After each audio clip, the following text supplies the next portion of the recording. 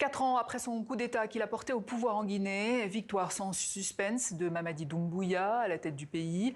En attendant son investiture, le 17 janvier prochain, nous recevons ce soir le porte-parole du gouvernement et ministre des Transports, Ousmane Gawal Diallo. Bonsoir. Bonsoir. Vous êtes également ancien membre de l'UFDG, de Cellou Dalein Diallo. Mamadi Doumbouya a largement gagné cette élection avec plus de 86% des voix. Peut-on se satisfaire d'une élection quand on sait que les principaux leaders d'opposition n'ont pas pu concourir? Alors effectivement, il ne faut pas avoir une lecture qui est focalisée sur les personnes. La victoire du président Mamadi Doumbouya, elle est basée sur les réalisations qui ont été engrangées pendant ces 4 années. Plus de 2000 km de voirie, une restauration de l'État, une augmentation substantielle du pouvoir d'achat, un recrutement massif, plus de 20 000 jeunes employés. C'est sur ces paramètres, une croissance économique à plus de 7%. La Guinée est sortie de la liste grise des GAFA pour la lutte contre la corruption qui est engagée. C'est sur ces paramètres-là que le président a été élu sur le travail. Vous vous sentez satisfait malgré les absences de Cellou Dalein Diallo, d'Alpha Condé? Écoutez, Cellou aurait pu être là, Alpha aurait pu être là. Je ne pense pas que cela n'aurait pas changé la réalité et le jugement de nos compatriotes qui n'est pas fait sur le choix des personnes simplement. Il y a quelque chose de concret qui a conduit à cette adhésion des populations guinéennes. Cependant, l'objectif, et le président l'a décliné dans son discours à l'occasion de la proclamation des résultats définitifs, ce n'est pas un combat d'une Guinée contre une autre, c'est l'affirmation que les Guinéens peuvent se prendre en main quand il est question d'élection, sans que cela ne débouche sur des conflits, des contentieux, avant, pendant ou après. Et c'est cette démonstration-là qu'il faut saluer. Est-ce que vous comptez quand même leur tendre la main? La main tendue du chef de l'État ne fléchit pas, elle est là, elle est ouverte, il a réaffirmé que c'est tous les Guinéens qui ont gagné. Ce n'est pas une victoire d'un homme, c'est la victoire du peuple de Guinée. Et ça, c'est important. Il a relancé encore un appel que nous réitérons, que la main est tendue à tous les Guinéens, qu'ils soient de l'intérieur ou de l'extérieur, pour qu'ensemble, nous puissions consolider la paix acquise depuis 4 ans. Mais justement, eux, ils sont à l'extérieur. 3 d'entre eux sont en exil. Est-ce qu'un retour au pays est possible? Vous savez, il n'y a pas d'exilé en tant que tel pour dire qu'il ne peut pas rentrer dans son pays. Cellou peut venir et Sidia peut rentrer. Sidia n'est frappé d'aucune case judiciaire. Cellou peut venir. Il n'y a aucune interdiction qui lui est faite de rentrer en Guinée. Simplement, il dit, si je viens, je dois rendre des comptes à la justice, je ne veux pas venir. Alors, on ne voit pas comment un homme qui ne veut pas rendre compte peut prétendre diriger. Mais ça, c'est un choix personnel. Mais il n'y a pas d'obstacle à ce qui rentre dans le pays. En tout cas, ils sont à l'extérieur du pays. Des militaires ont été jugés ou mis à la retraite. Est-ce que ça ne fragilise pas votre pouvoir? La question de la justice dans le pays, c'est une demande de la population, que celle-ci puisse s'exercer librement et dans le contexte de la Guinée est nécessaire. Parce que pendant longtemps, il y a une impunité qui a touché une certaine catégorie de nos compatriotes. C'est la fin de cette impunité qui a été décrétée par le chef de l'État. Ça a conduit au procès du 28 septembre et à d'autres crimes qui ont été commis. Et les crimes économiques qui sont commis sont en cours d'être jugés. Mais après, le président de la République, compte tenu de son mandat et de ses orientations, peut décider d'accorder la clémence à qui il le souhaite, compte tenu des pouvoirs qui lui sont conférés dans ce sens-là. Mais le besoin de justice est une exigence des peuples de Guinée. Et quelles sont vos priorités alors désormais?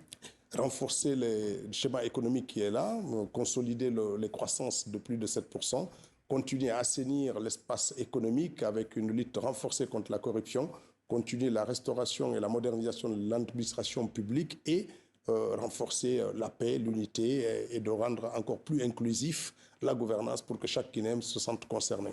Mamadi Doumbouya est arrivé au pouvoir et a fait campagne en se disant au-dessus des partis. Est-ce que ça veut dire qu'il va créer son propre parti? Écoutez, on ne sait pas encore ce que le chef de l'État veut. C'est vrai qu'il ne veut pas être emprisonné dans un parti ou dans un clan. Il a envie que tous les Guinéens se sentent concernés par la mission. Maintenant, est-ce que la conduite des affaires publiques peut se faire ainsi? C'est pour ça que sa candidature personnelle, il a souhaité qu'elle soit indépendante, non pas portée par une partie de l'opinion, mais indépendante, et cela a marché. Après, il y a la réalité de l'espace démocratique. Des partis doivent concourir pour être à l'Assemblée nationale, qui sera l'autre pendant du pouvoir législatif, qu'il est nécessaire de consolider. Est-ce que le président va encourager le développement d'un parti, ou bien un parti va se construire sur cette victoire-là pour permettre au président d'avoir une majorité suffisante pour pouvoir gouverner aussi librement, parce que l'exécutif a besoin du législatif pour pouvoir exercer librement et imprimer sa marque pendant les 7 années à venir.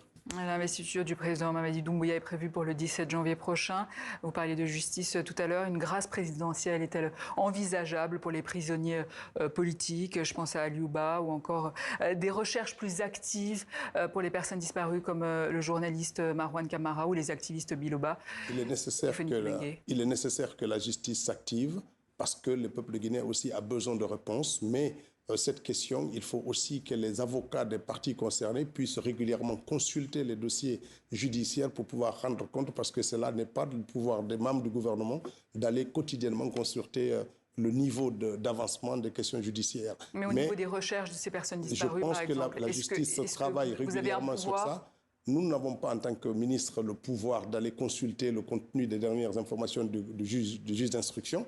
Mais les recherches concernant Biloba et Fonike Mengue. Tout ceci, la justice est en train d'œuvrer dans ce sens-là. Cela va se poursuivre. Pour ce qui est des grâces présidentielles, pour un certain nombre de nos compatriotes, nous le souhaitons. Et le président, d'ailleurs, de toute façon, assis régulièrement des gens, qu'ils soient prisonniers pour des droits communs ou des crimes. Le président, dans le passé, s'est montré déjà clément pour des cas qui ont été jugés. Vis-à-vis d'une catégorie de nos concitoyens, nous continuerons à plaider pour que celui-ci puisse s'élargir pour un certain nombre d'acteurs politiques, même si leur condamnation n'est pas liée à leur action en tant que citoyens politiques, mais c'est des actions qui sont répréhensibles par rapport à la législation. Néanmoins, nous plaiderons pour que ceux-ci puissent bénéficier de sa clémence et de la grâce. On sait, Monsieur le ministre, que la Guinée a des richesses convoitées. Mamadi Doumbouya semble jusqu'ici vouloir maintenir de bonnes relations avec la Russie, la Chine, la France, les États-Unis.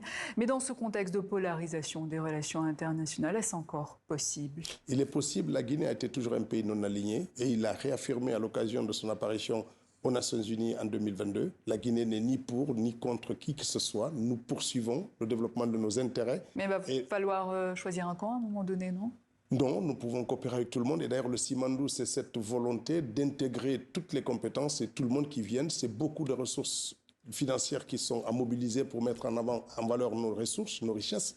20 milliards de dollars étaient nécessaires. Il a fallu un grand consortium qui a mis les Américains, les Français, les Anglais, les Chinois dans le panier pour que l'on puisse mettre en avant le Simandou, qui est aujourd'hui, comme vous le savez, l'un des plus gros investissements miniers dans le monde. Et c'est le plus grand gisement de fer qui va être en cours d'exploitation. Et on continuera d'agir ainsi, tenir compte des intérêts de la Guinée et nouer nos partenariats en fonction de ceci, simplement sans prendre position en fonction des desiderata d'un tiers.